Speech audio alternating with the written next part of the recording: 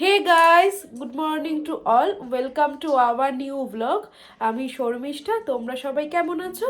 আশা করি ভালো আছো। তো চলো আজকের দিনটা শুরু করি। আজকের দিনটা আমি বাড়ি থেকে শুরু করছি, তার কারণ আমি বাড়িতে আছি। তো ঘুম থেকে উঠে গেছি, উঠে একটুখানি ওই ঘরে কথা বলছিলাম, মানে আম্মার ঘরে, যেহেতু কাকা পিসি সবাই রয়েছে, ওখানে একটু গল্প করছিলাম। তো মা তো বললাম যে অত্যাধিক ঠান্ডা লেগেছে বলে আমাকে একটা পুটলিতে না একটা কালো জিরে দিয়ে কি একটা দিয়েছিল। তো ওটা টানাতে এখন সর্দিটা একটু নর্মাল আছে, কিন্তু তাও প্রচণ্ড মাথাটার এখানটা একটু ব্যথা করছে ওই সর্দির কারণে। তো এখন বাজে হচ্ছে তোমার 11টা 15। আমার এখনও খাওয়া হয়নি। তো মা ব্রেকফাস্টটা করে দিয়ে রেখেছে। তার কারণ হলো, যেহেতু মা বললো যে তোর তো ঠান্ডা লেগেছে, রুটি খাস না, ওই কালো কি যেন দিয়েছো, কালো জিরা, পেঁয়াজ, রসুন, আদা, হ্যাঁ কালো জিরা পেঁয়াজ রসুন আদা, পেঁয়াজ ওইগুলো কলি দিয়ে কি একটা ভাতটাকে নেড়ে দিচ্ছি। ভাতটাকে নেড়ে দিয়েছে। তো চলো ব্রেকফাস্টটা তোমাদের সাথে শেয়ার করে। ব্রেকফাস্টে মা করে দিয়েছে এই রান্নাটা। এখন আমি এটা খাবো। মা এখন কোথায় যাবে বলো? পুজো দিতে। মা এখন পুজো দিতে যাবে। তাতে কি, মা লজ্জা পায়, খালি বলে যে আমাকে দেখাস না, আমাকে দেখাস না। জঙ্গলির মতন রয়েছে তাতে এখন। কি আছে, এটাই তো নর্মাল। স্নান করেছি, এখনো পর্যন্ত মাথাটা আশ্রাতে পারিনি, তাতে কি, সিঁদুর পড়তে পারিনি। যেহেতু দেখো মা কাজ, একদমই টাইম পাইনি এখনো মা পর্যন্ত। কাজ করছিল তাই জন্য টাইম পাইনি। এটা তো মাদের তো এটাই হয়, বলো, মেয়ে আসলে আরো কাজ বেড়ে যায়। একদম সময় পাইনি। হ্যাঁ, বাবা এখন কোথায় যাচ্ছ? বাবা কোথায় যাচ্ছ? হসপিটালে যাচ্ছি। আচ্ছা, সাবধানে যাও, আমি যাচ্ছি, অসুবিধা হলে বলবে। টাটা। Tata tata. তো বাবারা সবাই যাচ্ছে, তো যাক, তারপরে আমি যাব। আর কাকি তুমি কখন যাবে? ও কাকি আমার সাথে, এবার আমি খেয়ে নি। টাটা। তো চলো, আমি যখন হাসপাতালে বেরোবো তখন আমি তোমাদের সাথে কথা বলবো। ছেলে হয়েছে, ওকে দেখে ব্যাক করে আমি আসলাম। বাবু কিন্তু খাসনি সারাদিন, চল আমি যাই। বাবু হ্যাঁ বাবু, খাসনি তো, চল দেখি টাকা। স্মাইল দে। হ্যাঁ, এটা একবার একবার কি হাতে কী সব দেখাচ্ছে যাচ্ছে। সকালে সেই ব্রেকফাস্ট খেয়ে তারপরে সেই যে আমি নার্সিংহোমে বেরোলাম, আর ঘড়ির কাঁটায় বাজে এখন 11:15। আমি এই জাস্ট বাড়িতে আসলাম। এখন কি হয়েছে, মানে এত প্রবলেম হয়েছে, আমি তোমাদের সব বলবো। দাদার আজকে বলেছিলাম না যে অপারেশন হবে, জানতাম না সেটা। তো গিয়ে জানলাম যে একটা ওর অপারেশন হওয়ার কথা ছিল, কালকে ব্লগে তোমাদের বলেছি। তো আজকে ইমিডিয়েট করাতে হবে সেটা জানি না, তো সেটা হয়ে গেছে। তো সেই জন্যই অনেকক্ষণ ধরে ওখানে ছিলাম, বাড়ির সবাই ছিল, অনেক রকমভাবে অনেক ক্রিটিক্যাল কন্ডিশন সিচুয়েশনের মধ্যে থেকে আমরা বেরিয়ে দাদাকে সুস্থ করে তুলতে পেরেছি। এবার হচ্ছে নিয়ে আসার পালা। এখন দেখলাম ঘুমোচ্ছে, আবার ওখানে তো রাত্রে আবার থাকতে হবে। তো আমার এক দাদা যাবে আর আমার জিজু যাবে। তো ওরা রাত্রে থাকবে আর সকালে আমরা যাব। তো চলো এখন ডিনারটা করে নিই। মা তো এই আসলো, তো ডিনারটা করে নিই, উপরে গিয়ে আমি ডিটেলসটা বলছি। দুপুরে আজকে কিচ্ছু খাইনি, তো সেই কারণে মা আমার জন্য গোটা গোটা লোটে মাছ করেছে। দেখো মা এত ভালো রান্না করে, আর কতদিন পর আমি মায়ের হাতের খাবার খাচ্ছি, পুরো অমৃত। আর এখানে চচ্চড়ি করেছে পিসিমণি, এটা লাউ শুক্তো মা করেছে, আর এখানে করেছে ফুলকপি আলুর তরকারি। তো আমরা বাবা মা তিনজনই আছে নিচে বসে একসাথে খাবো। এই জাস্ট খেতে বসলাম, সারাদিন সকালে একটা দানা পড়েনি, সে ফলে ওইটুকু খেয়ে আর এই এখন বসলাম খেতে।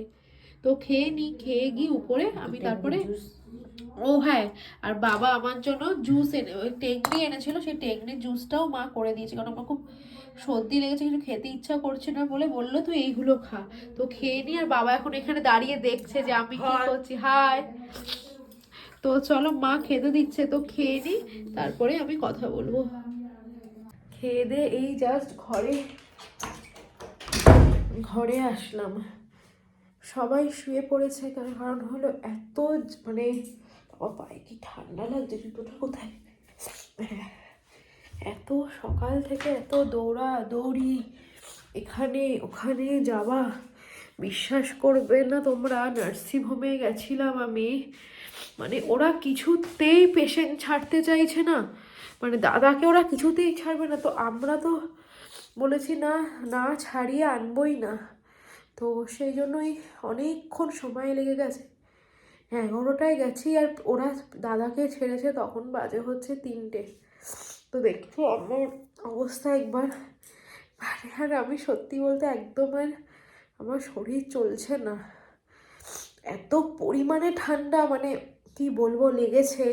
তার মধ্যে না খেয়ে, তোমাদের তো প্রথমে মানে তখনই বললাম খাওয়ার সময় যে কিচ্ছু খাইনি, এই জাস্ট একটু পেটে পড়লো খেলাম, যা কন্ডিশনের মধ্যে থেকে যাচ্ছি মানে নিজেও ভাবতে পারছি না যে এরকম কন্ডিশন থেকে কখনো যেতে হবে। এত বড় একটা, আমরা ভেবেছিলাম একটা মাইনর অপারেশন, কিন্তু একদমই না, একটা অনেক বড় অপারেশন, মানে বলতে পারো মেজর অপারেশন। তারপর ডক্টররা যেরকমভাবে বলেছে, তখন শুনেছি ডক্টর যখন ডেকে বললো যে তোমার দাদা এই হয়েছে, এরমভাবে অপারেশন হবে, মানে অপারেশন থিয়েটারে ঢুকিয়েছে 6:30টার সময়, বের করেছে 9টা বা 9টা 1, আমি ঘড়িটা দেখে রেখেছি। তার মানে বুঝতে পারছো যে কতটা বড় লেন্দি অপারেশন, মানে ভাবা যায় না। আমি যখন মানে তার কিছুটা মানে হাসপাতালে যেহেতু একদমই তোমার এসব করা বারণ, তাও আমি একটা ভিডিও দাদার করে নিয়ে এসেছি, সেটা আমি দিয়ে দেবো তোমাদের, মানে সেটা বিফোর অপারেশন। তারপরে এখান থেকে দেখছি কি দাদা নল ঢোকাচ্ছে মানে আমার সামনে, লিটারেলি আমি কাঁদছি ওখানে। এবার ওরা বলছে তুমি বেরিয়ে যাও, তুমি কেন কাঁদছো, মানে ওরকম তো কাঁদলে পেশেন্ট আরও ডিটোরিয়েট করবে, কিন্তু ওটা মাথা থেকে আমার বেরিয়ে গেছে যে মানে দাদাকে ওরকমভাবে দেখে কোন বোন বলো তো ভালো থাকে, তোমরা জানাও তো আমায়, মানে কার বুকের এত পাটা যে নিজের দাদা ওরকম মানে মরা বাচ্চার সাথে লড়াই করছে, আর আমরা সেখানে বসে বসে শুধু দেখছি। আর যেইখানে ভর্তি ছিল, এটা হচ্ছে মানে কাইন্ডলি ইনফরমেশান, যেই নার্সিংহোমে ভর্তি ছিল কোনো ট্রিটমেন্ট ওরা করেনি। এই যে শনিবার দিন থেকে আজকে মঙ্গলবার সকাল অবধি ওরা শুধু দাদাকে ওষুধ খাইয়ে খাইয়ে আর ইঞ্জেকশনের উপরে রেখেছিল। মানে এটা আমি বলতে বাধ্য হলাম, মানে নার্সিংহোমগুলোর এখন কি অবস্থা। আমি নাম বলবো না, মানে কীরকম ভাবো ওষুধ, মানে কি পেশেন্ট নিয়ে এসছো, এত ক্রিটিক্যাল পেশেন্ট, ওরা মানে কোনো ট্রিটমেন্টই করেনি, পয়সার পর পয়সা নিয়ে গেছে আমাদের থেকে, কিন্তু কোনো ট্রিটমেন্টই করেনি। আজকে দাদার যেইটুকু হয়েছে সাফার ওরা, আমরা এখন মানে আমি বলো আমার উপরে যারা আছে আর তারা তো বললো কিচ্ছু বলবে না এখন, দাদা সুস্থ হয়ে বাড়ি আসুক, তারপর যা বলার সব বলবো। এখন যেহেতু আমাদের বার্ডেন, আমাদের দাদা এরকম অসুস্থ, এখন তো এসব বলার লাভ নেই। এখন ওকে কিভাবে সুস্থ করব সেটা, যদি কালকে যাই আর যদি ভিডিও করতে দেয়, আমি ভিডিওটা করে তোমাদের দেখাবো যে আমার দাদার কী কন্ডিশন ওরা করেছে। মানে শুধু পয়সা, মানে নার্সিংহোমগুলো না শুধু পয়সা চেনে, আমি সেটা ভাবলাম। মানে কিছু কিছু নার্সিংহোম, মানে আমি যেহেতু সাফার হচ্ছি তাই বলি, আমি বলছি না সব নার্সিংহোম, স্পেসিফিক এই নার্সিংহোমের কথাটা আমি বলছি, কিন্তু আমি নাম বলবো না, বললে আমি বলেই দিতে পারতাম। শুধু পয়সা চেনে, পয়সা, পয়সার জন্য, মানে পয়সার জন্য না মানুষ মেরে ফেলে, ওদের কোনো যায় আসে না, ওদের তো কিছু না, যাবে তো আমার পেশেন্ট, মানে এই কন্ডিশনে নিয়ে এসছি। মানে তোমাদের আমি বলে মানে আমার মাথাটা মানে কি যে গরম। তারপরে উলট পালট রিজেন দেখাচ্ছে, মানে যেটা কোনো মানে খাটবে না রিজেনটা, সেটাও ওরা দেখাচ্ছে। মানে আমি ভাবতে পারছি না, মানে ওরা আমাদের কীভাবে, আমরা কি বোকা, মানে পড়াশোনা জানি না, অশিক্ষিত হতে পারে, সেই প্রফেশনে নেই, কিন্তু ভাই প্রফেশনটা সম্পর্কে একটু হলো মাথায় আইডিয়া আছে আমার, আমার কি বাড়ির সবার আইডিয়া আছে যে কোথায় কি বলতে হয়। তো বাদ দাও, সেটা তো হয়েই গেছে, এখন ভালো আছে। রাত্রে ওখানে লোক থাকবে, আয়া রেখে এসছি, দুবেলায় মানে অল্টারনেট করে এখন আয়া থাকবে।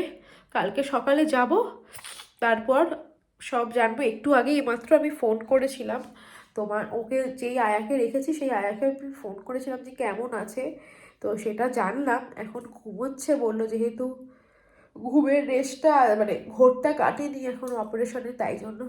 তো চলো, সব কথা বলেছি, তোমাদের কেন বলবো না, আমার বলতে কোনো দ্বিধা নেই, তোমরাও আমার পরিবার, এরাও যেমন পরিবার, তোমাদেরও জানা রাইট আছে, তো ওই জন্য বলেছি।